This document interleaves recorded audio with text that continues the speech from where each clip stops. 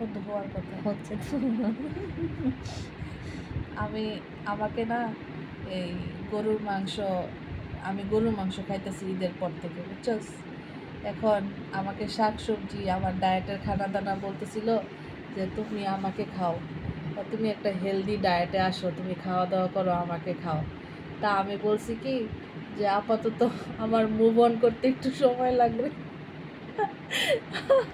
আমি আমি একটু বোঝার চেষ্টা করতেছি যে গরুর মাংস আমাকে, মানে আমি গরুর মাংস খাইয়া বোঝার চেষ্টা করতেছি যে গরুর মাংসের সাথে রিলেশনশিপটা কেমন হয়।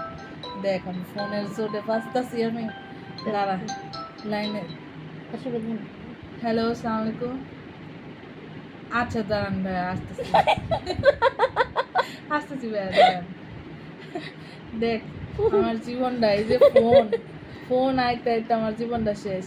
এখন আমি আমার শাকসবজিকে বলছি যে তোমরা একটু অপেক্ষা করো, আমি শনিবার থেকে তোমাদের কাছে আসবো। আপাতত আমি মুভ অন করে একটু এই ইয়ের সাথে, বিফের সাথে রিলেশনশিপে আছি আর কি।